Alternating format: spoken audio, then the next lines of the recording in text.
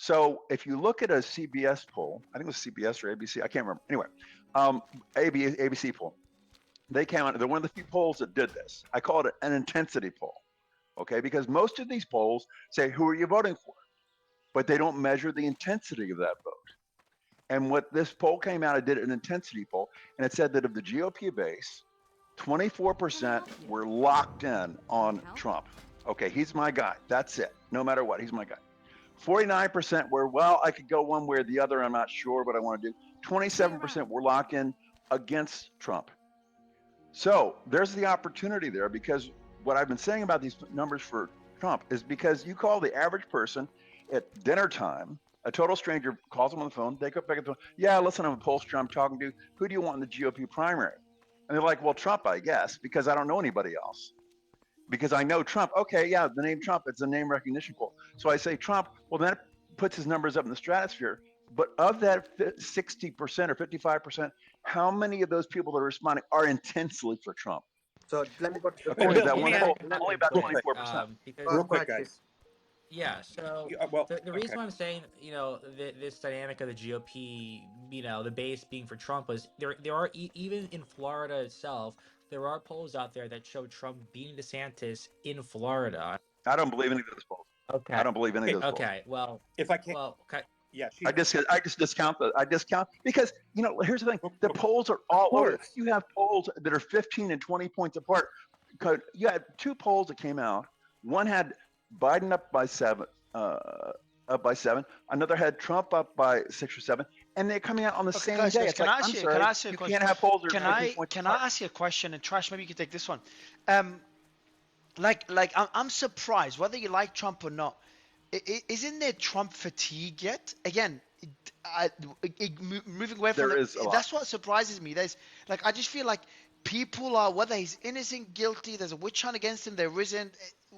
They're just done with this, and there's just other candidates that they can choose from. I'm just surprised that we're not seeing the numbers reflect that Trump fatigue, or is it too early because DeSantis hasn't announced, hasn't gone? Here's the thing. Also, you got to ask yourself, who is it that responds to a poll?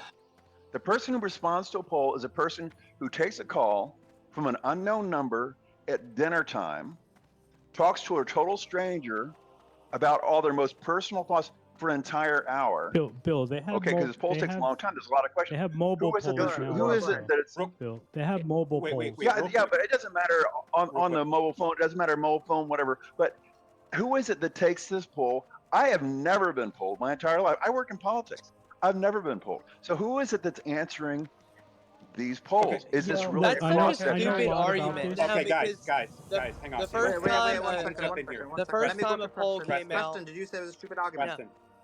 Yeah, it was a Go stupid ahead. argument. Because the first time a poll comes out that puts DeSantis over Trump, I guarantee Bill will be the first one saying, "Oh my gosh, DeSantis is leading Trump, and he's going to make a huge thing." You can't discount these polls, these pollsters who are accredited, have been around for a long time. I mean, I think they're probably hacks in a lot of other ways, but their numbers don't lie. And wait. You're saying their numbers don't. You're saying their numbers aren't scientific. Their numbers are not. These are not. I tried to explain to you before, and I'm not going to say that you're stupid or anything like that. I'm not going to insult you personally, but these polls are mostly backfill. They're mostly guessing it's mostly the pollster guessing what's going to happen. Also, they're mostly the pollster trying to make a poll that makes the person paying them happy. These things aren't free. No, that's not Somebody true is at all. paying for Interactive polls, there are tons out there that do. They're not trying to make the person happy. They're going out there and they're objective. There's no proof to say that. And listen, I don't want to sling mud either. Okay, but let me hold on. Let me listen, finish my thought. since you insulted me, let me put it this way. Since you insulted me, let me because you're wrong. put it this way. If the polls, okay, you're saying the polls are right, then explain to me how you can have two polls from two legitimate pollsters taken on the same day, and one has Biden up by 7 and one has Trump up by 7. How can these polls be legitimate? They're completely 14 points but apart. I can guarantee you, as soon as the poll comes out with DeSantis in the lead, you're going to be the first one ringing the bell. Let me make a point to you. Let me make a point real quick. Let Preston finish. One second, guys. Go ahead. Wait. No, they're not going to let me finish. Yeah. No, Preston, go ahead. Tell him to unmute Slayman. Jesus. Preston, unmute your mic. Go ahead, man. Yeah. The thought that everybody should be fatigued with Trump because there's been all this stuff going on, and we should be able to choose another candidate. Shouldn't there be somebody we should? No, there shouldn't. People are not fatigued with him because of the witch hunts there have been. The fact that we just now discovered that the government knowingly proceeded with an investigation against the president, issued subpoenas to campaign officials with no case whatsoever. It was totally politically motivated. And we find that out. That's the reason why he has the America First people backing him. That's why. People realize that it's been nothing but a witch hunt, and they say to themselves, well, if they're trying to get this guy so bad for this long, he must really be worth something. And that's why they're sticking by him, and that's why nobody's behind DeSantis, except people like Bill, who just referred to himself as a political hack earlier in the space. Can I say something real quickly? No, real quick. Hang on, Chief. Hang on. Hold on. I need to go back to something Bill said. This is very, very important, and this is an argument that no one's talking about with DeSantis. So the argument, Bill, that you made was that a lot of people know who DeSantis is in Florida, right? But not a lot of people around the country know too much about DeSantis. Okay, I can take that premise. Here's my problem with that. Trump is known nationally. So what is DeSantis going to do that he already hasn't done that earned attention from everybody who have been paying attention around the country? What could he possibly do to shift the polling that on average, if you look at Real Clear Politics right now, the average aggregate is 36.9 plus 36.9. So if everything that DeSantis is known for that he's done in Florida, how is he going to bring that to the national stage to actually get the brand recognition to pull those kind of points away from Trump? This is my question. And I'm not convinced, because I haven't been able to see where he would actually be able to translate his positions that he's got now in Florida to a national platform and then destroy 36.9 points. I just don't see that happening. Exactly. Because he's not known nationally. If he was known more nationally, I would say that argument doesn't hold up. But the fact that you even pointed out that he's not well known nationally, how is he going to be able to campaign to flip that number? And I'm not convinced that he can. Okay. Well, here's the thing. We're going to find out. We're going to find out. He's going to announce next week. Okay, and he's going to announce next week. Now, we just have had 51 legislators. I just interviewed the House Majority Leader in New Hampshire. He's backing Trump. Just had 51 legislators in New Hampshire back, not Trump, DeSantis. He's backing DeSantis. I had 51 legislators in New Hampshire backing DeSantis. We have 37 legislators in Iowa backing DeSantis. I just interviewed the Senate president in Iowa. She's backing DeSantis. We just had 99 legislators in Florida back DeSantis. Okay, these are almost 200 legislators that have come out in the last week that are backing DeSantis. Trump has been running since, November of last year or whatever. He's only had 2 governors in the whole country that have endorsed him. Two. DeSantis is very popular with the governors. I'm willing to bet that when DeSantis announces, he'll probably have at least 5 or 10 governors come out and endorse him. Let me just get. Then what's Trump going to do? Hop in quick because quickly, Chief, because I want to go to Justin. Yeah, Bill made a point about the polls. Like we're talking about, from what I understood, the polls between the GOP, DeSantis, and Trump. Biden, Trump, Biden, DeSantis polls are a whole different area. If you want to go and pick apart a poll, do the method that they do the poll and how they do that. But I mean, the aggregate of all these polls, even in Florida, are showing that Trump is up in in this one at least was 15. Hello. The other one was 10. And for Trump to even have that sway in the governor's state himself shows that Trump is a force to reckon with, even in his home state. And I would say, about polling, you can't trust every poll. That's fine.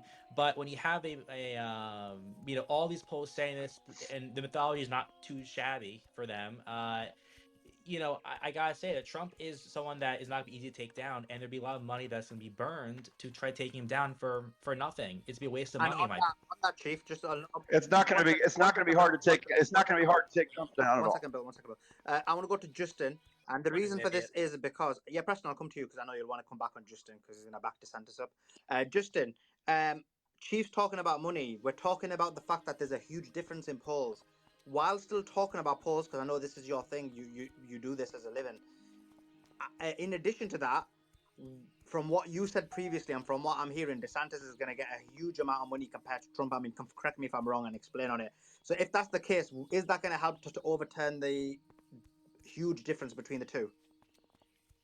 Well, the huge difference will be overcome in this fact that the expectation game is all in favor of DeSantis.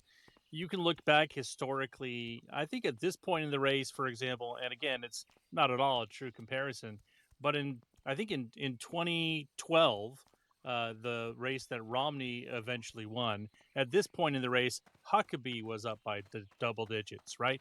Things changed dramatically. Politics is a long game. DeSantis could trip over himself, but once he gets over it on the national stage, I want to say he could trip over himself and still do better in the polls because he hasn't even launched his campaign yet. Trump has never been challenged by the like of someone like DeSantis who can speak on his level very calmly, articulately, and is willing to get down and dirty and make some very strong arguments. Most importantly, Trump has never, ever been challenged publicly on the issues of COVID, which I think is his most vulnerable Justin, point. we're going to come to that later. I want to specifically talk about this issue. Alex, you've heard what Justin's saying. He's saying when the time comes, due to the money that he's going to raise, and then the way he applies himself to the public, he's going to destroy Trump. What do you think? I think that's a laughable thing to say. And Bill also is making that point that, DeSantis hasn't announced yet, he's saying, but the American people, the voters that are paying attention, the voters who are going to participate in the Republican primary, they've been thinking that Ron DeSantis has already been in the race since November, which he has been. He has toured the country. He's crisscrossed the country on a book tour. He's been in every state that has matters in the early primary states for many months, many visits. And something that I think DeSantis's folks and people on his team like Justin should be concerned about is that, yes, he has a ton of money and he's already spending a ton of money. The DeSantis Super PAC has already spent $12 million in early primary states, and DeSantis has only gone down in those states since running those ads. And so when you're already Alex, spending, is this even legal? Yeah, this is not a super guys. We'll come to that he's not. Look, no. You have to understand how politics works, guys. Come on. Let me interject something. We're dancing. Go ahead. We're dancing around it. We're missing. I'll answer that question. No, I'm sorry. I'm going to let Alex finish. Alex, finish. Yeah. Well, thank you. I'm not sure what Bill is referring to there, but there's been already pro DeSantis ads that are running in New Hampshire, running in Iowa, running in South Carolina, all over the country promoting this guy. We're ready for Ron. I've been seeing ready for Ron ads for a year and some change. And the American people that are the Republican voters who are going to participate in the primary, they think they already know Ron's running. And the more they hear from him, the more they see him on their TV, the less they like him. And all of the data and all of the polls show that.